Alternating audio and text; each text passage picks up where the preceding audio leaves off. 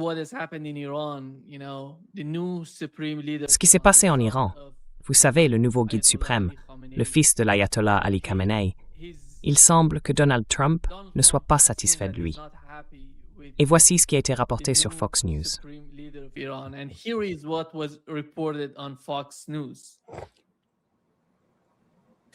Le fils de l'ayatollah est le nouveau guide suprême.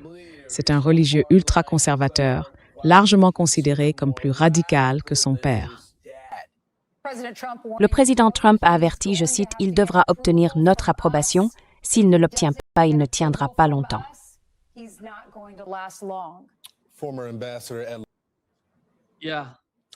Ancien ambassadeur.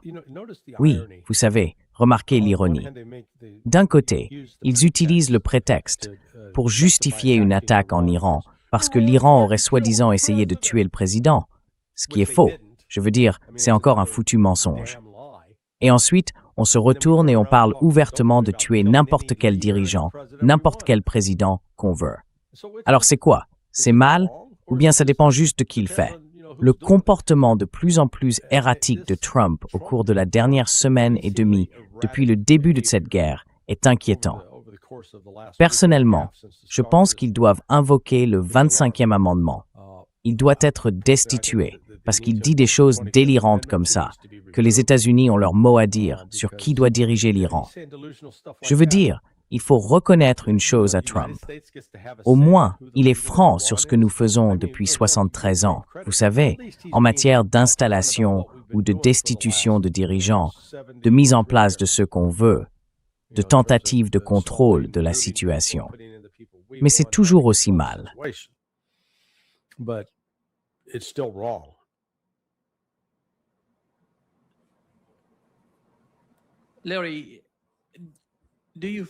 Larry, penses-tu que la guerre d'usure a commencé?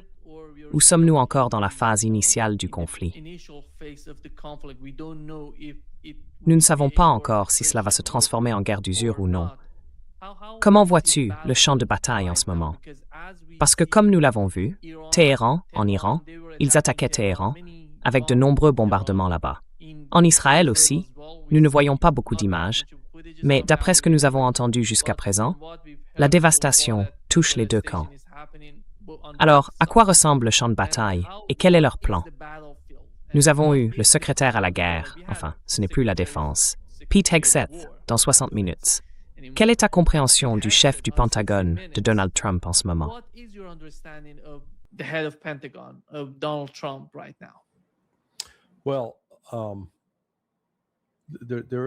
Eh bien, il n'y a pas de stratégie claire. Ils improvisent simplement comme un musicien de jazz, sauf que c'est un mauvais musicien de jazz. Regardons la différence entre l'Iran et Israël. L'Iran compte environ 91 millions d'habitants. La plus grande ville est Téhéran, avec entre 10 et 12 millions d'habitants, selon à qui l'on demande ou quelle source on consulte. Mais au-delà de cela, l'Iran n'a pas beaucoup de villes dont la population dépasse 1 million, n'est-ce pas?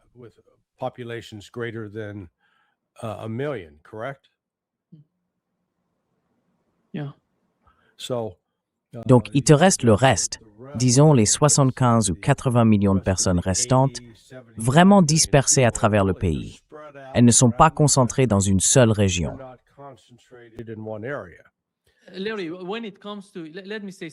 Larry, laisse-moi dire quelque chose, car ce sujet revient souvent dans ce podcast. Beaucoup de gens soutiennent que, lorsqu'on parle des différentes ethnies en Iran, Kurdes, Arabes, Azéris, Lors, Bakhtiari, toutes se considèrent généralement comme persanes. Elles ne se perçoivent pas comme une ethnie différente au sein de l'Iran.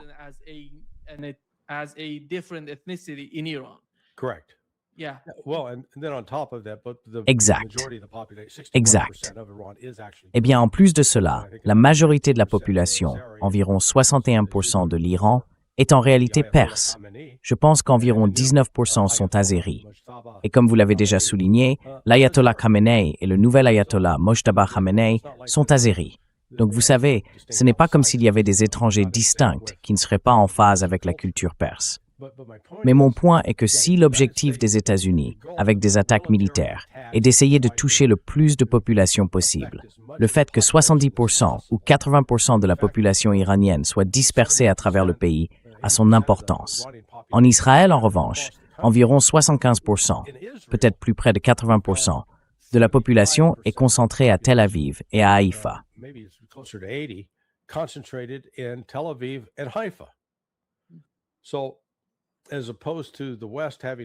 Ainsi, contrairement à l'Occident, qui doit attaquer littéralement des centaines de cibles différentes pour tenter de saper la volonté du peuple iranien, l'Iran n'a qu'à en frapper deux. Et il le fait sans relâche, jour après jour. Les Israéliens souffrent. Ils envoient des signaux. Ils veulent un cessez-le-feu, mais ils n'en obtiendront pas cette fois. En juin dernier, pendant la guerre de 12 jours, à la fin, l'Iran était disposé à envisager un cessez-le-feu parce qu'il avait reçu des indications des États-Unis selon lesquelles ceux-ci prendraient les négociations au sérieux par la suite. Il s'est avéré que les États-Unis avaient encore menti. Et c'est pour cela qu'à mesure que cela se poursuit, la guerre d'usure a commencé la semaine dernière.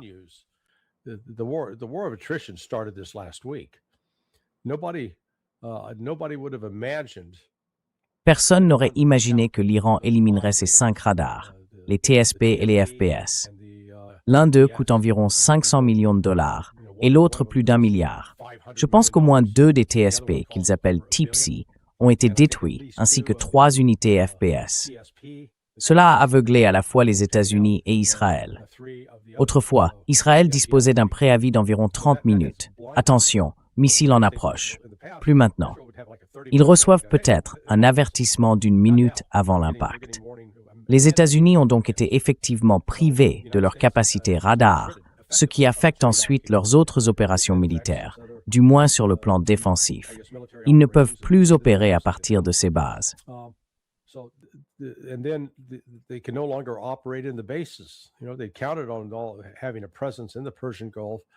Ils comptaient sur une présence dans le Golfe Persique, en Arabie Saoudite, au Koweït, à Bahreïn, au Qatar et même aux Émirats arabes unis. Cela devient intenable. Et la fermeture du Golfe Persique au trafic maritime signifie que la capacité de l'Arabie Saoudite, mais surtout du Qatar et des Émirats arabes unis, à continuer de vivre normalement, c'est terminé. Ils vont faire face à de graves pénuries alimentaires d'ici une semaine, et potentiellement à des pénuries d'eau à cause de l'attaque qui a visé l'usine de dessalement iranienne. L'Iran a juré qu'il allait riposter de la même manière. Tout comme l'Iran avait prévenu, n'attaquez pas nos installations pétrolières. Qu'avons-nous fait? Les États-Unis ont attaqué l'Iran, ou plutôt, je suppose que c'est Israël qui a attaqué l'installation pétrolière.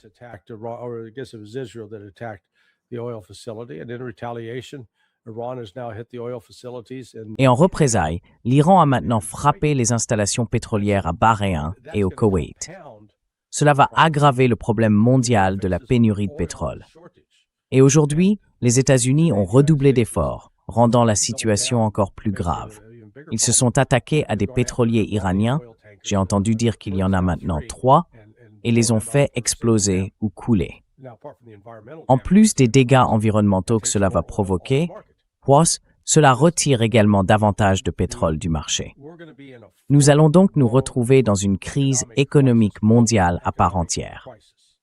Vous savez, nous avons des preuves historiques avec la guerre du Kippour en 1973, puis l'attaque de la Russie contre l'Ukraine en février 2022, au début de l'opération militaire spéciale. Dans les deux cas, le prix du pétrole a fortement grimpé, mais il a ensuite baissé.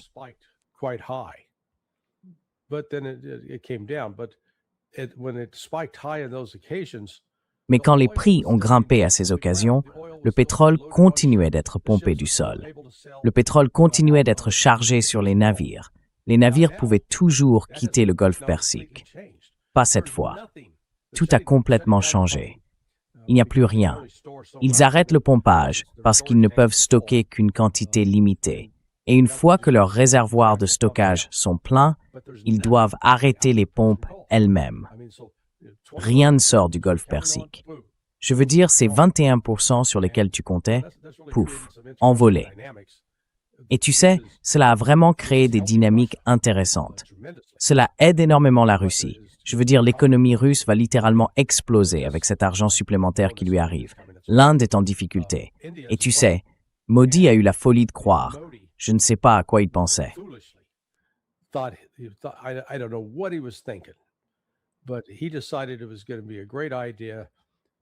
Mais il a décidé que ce serait une excellente idée d'aller en Israël et de coller ses lèvres bien fermement sur le derrière, le postérieur, du Premier ministre Netanyahou, en les flattant, en s'inclinant et en se prosternant comme un domestique. Vous savez, on va l'appeler l'Indien de maison. Tape dans tes mains, nettoyeur. Viens ici. Il a signé plusieurs accords de coopération et de grande amitié. Et puis, quand l'attaque contre l'Iran est survenue, il n'a pas dit un mot. Pas un seul mot. Mais maintenant, il se rend compte, oh mon Dieu, 80% de notre pétrole provient du golfe Persique. Qu'allons-nous faire? Par le passé, l'Inde jouait à ce petit jeu où elle disait aux États-Unis, « Oh, nous allons arrêter d'acheter du pétrole russe. » Puis elle allait en coulisses dire aux Russes, « Hey, vous savez, nous sommes sous ces sanctions, mais nous achèterons votre pétrole, à condition que vous nous fassiez une réduction. »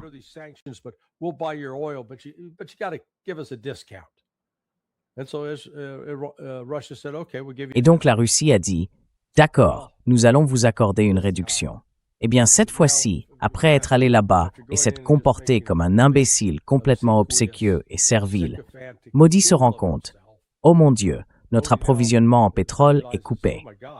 Il nous faut du pétrole, il nous faut du gaz naturel liquéfié. » Il se tourne de nouveau vers la Russie.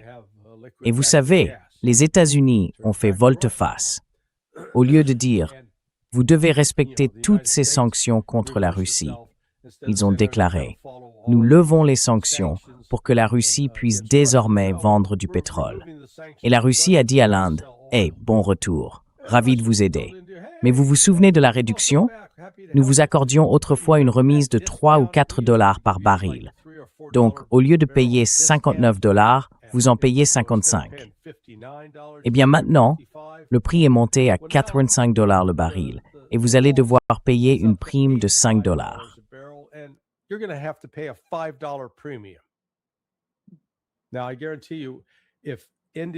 Maintenant, je vous le garantis, si l'Inde n'était pas allée en Israël, si elle n'avait pas, en gros, trahi les BRICS, la Russie lui aurait proposé un accord. Ils auraient dit, « Hey, le prix du pétrole est très élevé, mais nous n'allons pas vous faire payer le plein tarif. » Donc l'Inde en paye le prix. Et c'est là que ça commence à déborder. Mais que vont faire les Philippines? 94% de leur pétrole provient du golfe Persique. Et malgré les promesses de Trump d'ouvrir le détroit d'Ormuz, je ne vois pas comment, car ce n'est pas comme si l'Iran attendait là avec une file de bateaux en disant « Vous devez vous arrêter, vous ne passerez pas ». Ils ont fait passer le message. Quiconque essaie de traverser ici, nous le ferons sauter, ce qu'ils ont effectivement fait.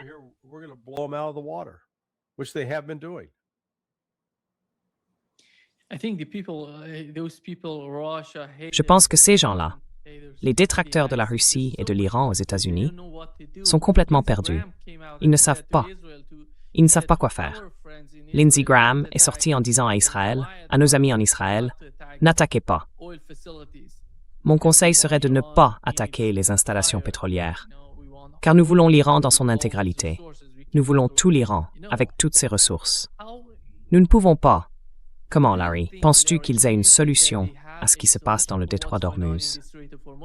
Parce que le président français, Macron, a déclaré que la France prévoyait une mission purement défensive pour rouvrir progressivement le détroit d'Ormuz. Voici ce qu'il a dit, Larry. Nous mettons également en place, à l'heure où nous parlons, une mission purement défensive. Il s'agit d'une mission de soutien dont l'objectif est de travailler avec d'autres États européens et non européens. Le but, dès que possible, une fois que nous nous serons retirés de la phase la plus intense du conflit, est d'assurer l'escorte des navires porte-conteneurs afin de rouvrir progressivement le détroit d'Ormuz, qui est bien sûr un passage pour le commerce international, mais aussi pour le pétrole et le gaz qui doivent pouvoir sortir de la région. Nous travaillons donc à cette mission que nous préparons avec nos partenaires. Cela se déroulera dans le bon ordre et nous avons déjà entamé les discussions à ce sujet. C'est une mission pacifique et défensive. C'est une mission de soutien, mais elle est essentielle pour nos économies et pour l'économie mondiale dans son ensemble.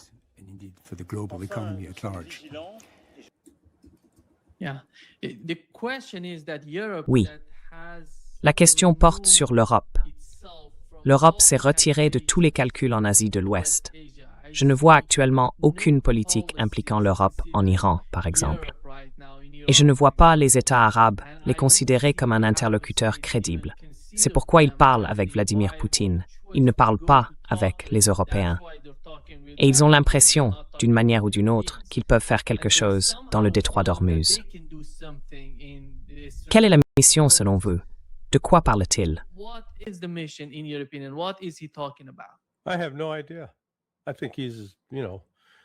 J'en ai aucune idée. Je pense qu'il est, vous savez, réputé être un consommateur de cocaïne. Peut-être qu'il est en plein trip. Alors suivons le scénario. Cela montre à quel point la situation a changé au fil de, 39 ans. Oui, revenons en 1987. La guerre Iran-Irak fait rage, et l'Occident, en particulier les États-Unis, apporte un soutien considérable à l'Irak. L'Iran se défend pratiquement seul, et il a donc essayé de bloquer le flux de pétrole sortant du Golfe Persique afin de faire pression sur l'Occident. Ils ont commencé à poser des mines et ils avaient un navire appelé l'Iran Ajar qui s'en chargeait.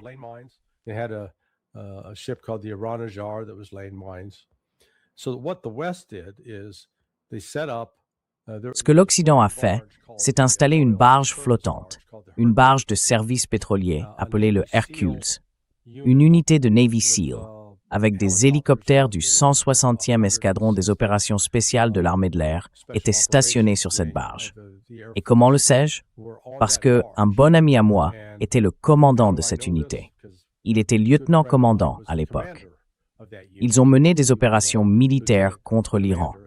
Eh bien, à l'époque, l'Iran n'avait pas de missiles. Il n'en avait pas vraiment la capacité. Ils ont essayé de l'attaquer avec des vedettes, mais celles-ci ont été repoussées. Ce n'est plus le cas aujourd'hui. N'importe lequel de ces navires français qui naviguent là-bas, l'Iran dispose de missiles anti-navires cachés dans des grottes le long de sa côte. Il a aussi des drones.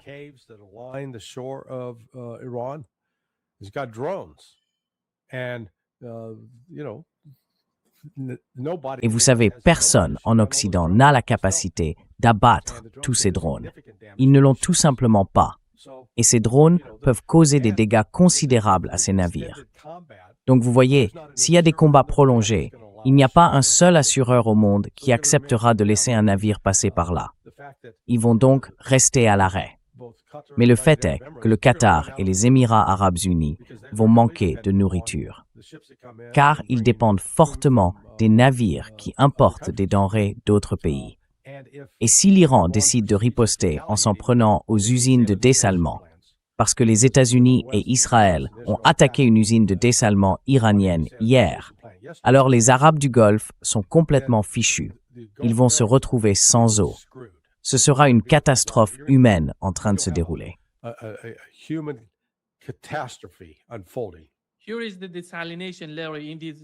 Voici la situation du dessalement, Larry, dans ces différents pays autour du Golfe Persique. On voit que le Koweït en dépend à 90%, Oman, qui ne fait pas partie du conflit, Israël à 75%, l'Arabie saoudite à 70%, et cela descend jusqu'aux Émirats arabes unis à 42%. La dépendance de l'Iran au dessalement est d'environ 2%. D'accord. Ouais, Oui. Je veux dire, l'Iran joue au jeu du donnant-donnant. Vous nous frappez dans une zone, nous allons vous frapper en retour. Ils ont déjà attaqué les raffineries de pétrole à Bahreïn et au Koweït. Nous n'avons jamais été confrontés à une situation comme celle-ci dans le monde moderne depuis que le pétrole est devenu essentiel.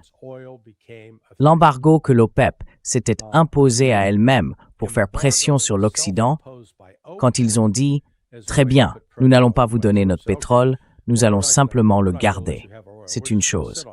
Mais là, c'est différent. On coupe littéralement les pompes et on détruit un produit qui, une fois perdu, n'est pas facilement remplaçable. Rien ne sort du Golfe, ou du moins rien pour le reste du monde. Certains navires transportant du pétrole pour la Chine ont été autorisés à partir. Des pétroliers iraniens, ils ont eu le feu vert. Maintenant, si l'Occident décide, très bien, nous allons commencer à attaquer ces pétroliers. Parfait. L'Iran rendra l'appareil. Il détruira les autres navires.